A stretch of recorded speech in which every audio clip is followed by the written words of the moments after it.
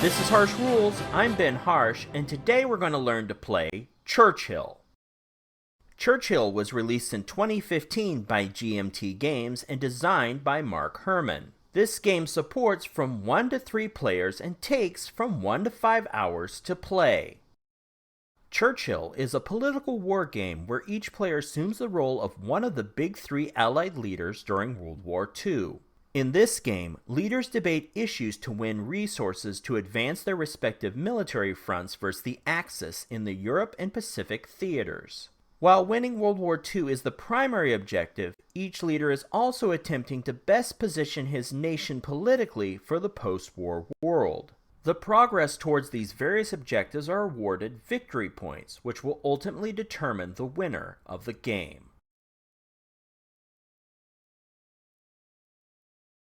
For the following playthrough of the conference phase, my tutorial is going to run parallel to the illustrated example of play. This section can be found on page 25 of the Churchill Rules of Play booklet. In this way, if I say something that doesn't click with you, or you want to read another explanation on the same situation, you can reference this section in the rules. Keep this resource in mind as we work our way through the tutorial. Welcome back to the Harsh Rules Churchill tutorial. This is the 3rd episode in the series. In our last episode, we learned all about the military display and how to advance each Allied power's front to win World War II, as well as seed colonies and countries with clandestine networks and political alignment markers in preparation for the post-war world. In this episode, we will learn the game proper from the beginning with the conference phase and discuss the core gameplay of setting the Allied nations up with the proper tools in the form of issues to get the work done. This episode will cover setting up the agenda for the conference, and the next episode will cover the meeting and decision segment of the conference phase. With all that said, let's jump in with learning how to set up the agenda for a conference. The Churchill board game supports 3 game links to accommodate different players' skill level and the time they have to play the game. An entire campaign game takes place over 10 conferences, starting with Conference 1 in Casablanca and ending with Conference 10 in Potsdam.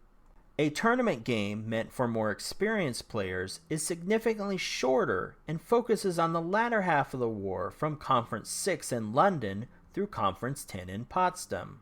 Finally, new players are recommended to begin from the last few conferences of the war, Conference 8 in Moscow to Conference 10 in Potsdam. Churchill also offers a great deal of variability in its conference deck. The conference deck outlines developing situations in the war for each of the big 3 as well as the Axis powers and the partisans. Each card informs players' changes in the war for that specific conference. Churchill provides an A, B, and C card variation for each conference. Therefore, when selecting a game length and building your conference deck for play, randomly select a card for each conference.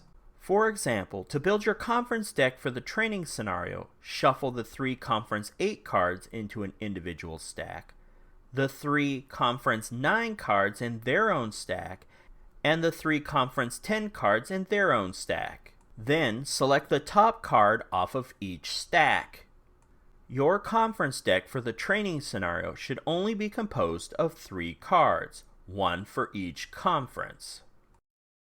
While on the subject of conference cards, let's take a closer look at the layout. The top of the card identifies the conference number, the name of the conference and the code name, as well as the conference variation letter. Each subsequent passage of text is color-coded to indicate the required action. Green for the UK event, red for the Soviet event, and blue for the US event. The gray shaded text addresses a military situation, typically regarding the Axis.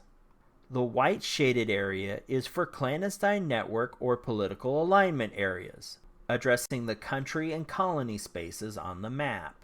A quick note, the number in the lower right-hand corner of the card is the card ID number, used to keep an inventory of all your cards in the game. That way you can check to make sure you're not missing anything.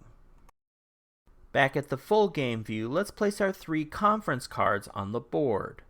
The Churchill board game is organized into 2 phases, the conference phase and the war phase. Each of these phases are further broken down into segments. The conference phase begins with the agenda segment.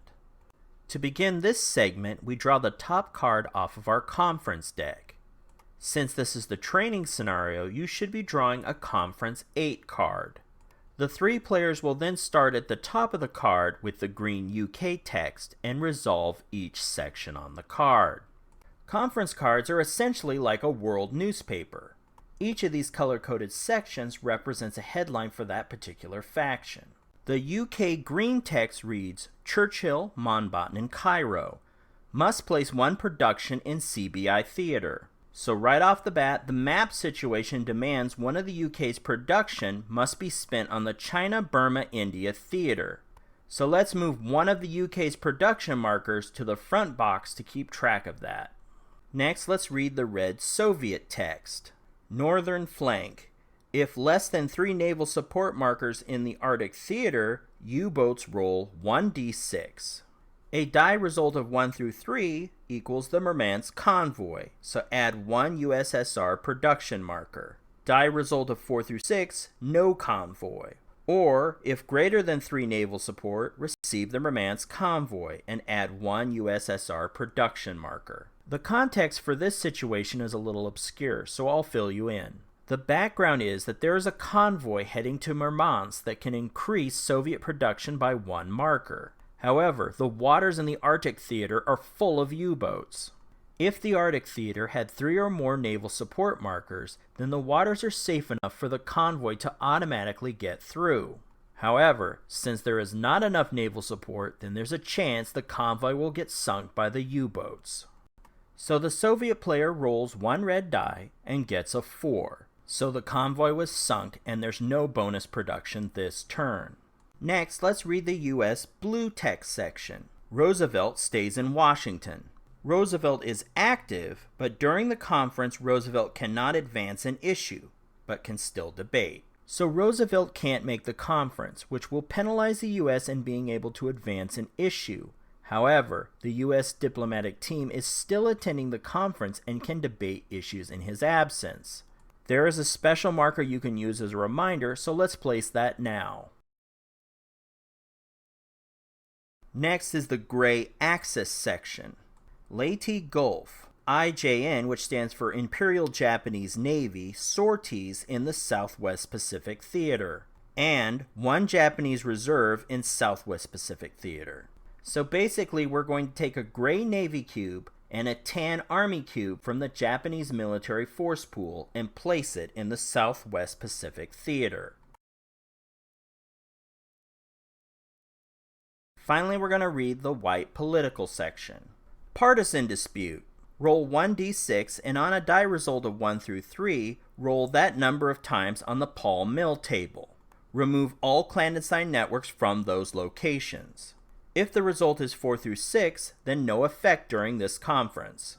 Often in this section of the conference card, Allied clandestine networks will clash, either with each other or with Axis forces, and there's a chance they'll get wiped out. To see how this plays out, first we roll a 6-sided die.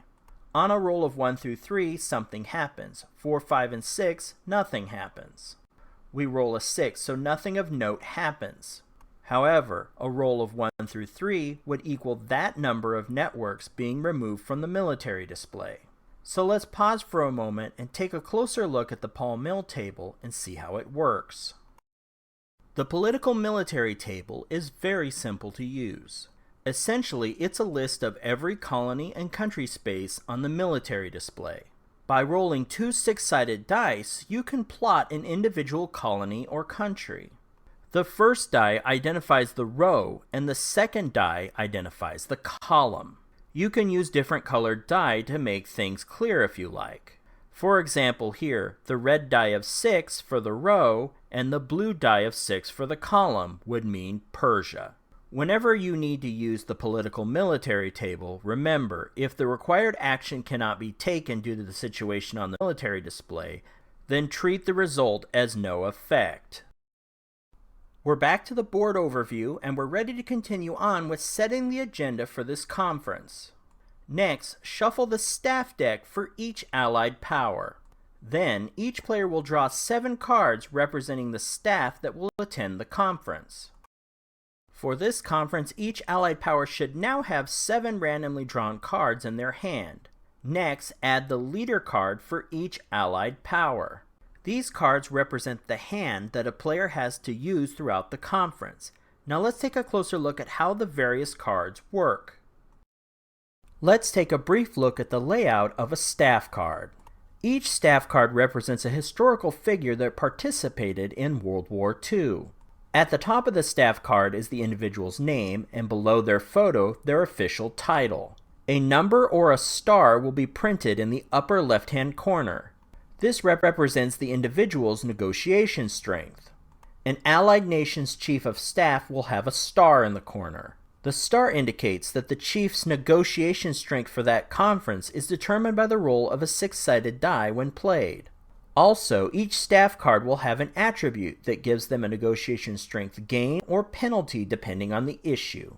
Finally, the tiny number at the bottom of the card is the card ID. This is used to inventory your cards to make sure you're not missing anybody. Now let's talk about the leader cards. These are the most powerful cards in the game and provide several special abilities to an allied nation during a conference. However, to bring a leader directly into a negotiation on a particular issue, a player must exchange the leader card with the staff card assigned to the issue. Essentially, a player must tap in a leader to take the place of a staff member who would normally speak on the issue. When played on particular issues, leader cards have attributes that grant the player bonuses. For example, Churchill, when played on a global issue, grants 1 political alignment marker. Roosevelt wins a political alignment marker if the global issue is on the UK or USSR track. Truman, when he succeeds Roosevelt and the A-bomb is developed, also earns a political alignment marker. And Stalin, if played on a Paul Mill issue, receives 1 clandestine network marker, plus, if used on the A-bomb research issue, cannot be debated by another leader.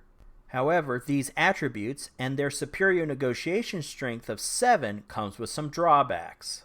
Picture this. An alcoholic, a cripple, a neophyte, and a paranoid schizophrenic walk into a conference. No, this is not the beginning of a joke, but a description of the leaders of the Allied powers. Yes, all of these world leaders are hampered in some way, whether it be health, inexperience, or mental issues. Therefore, whenever one of these cards are played, a die roll is required to see if their unique weakness overwhelms them. Whenever a leader card is played, roll 2 6-sided dice. On a roll of 2 to 4, Churchill will suffer a heart attack and be inactive during the next conference.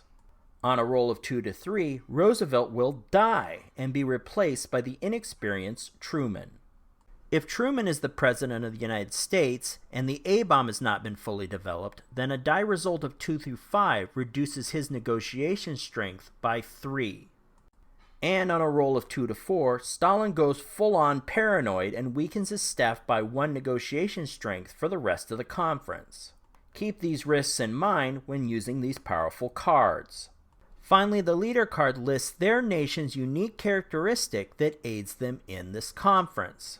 When British staff are played during the agenda segment, they receive a +1 to their negotiation strength. The Americans always win ties. And finally, the Soviets' Niet ability for staff cards increase their negotiation strength by 1 when debating.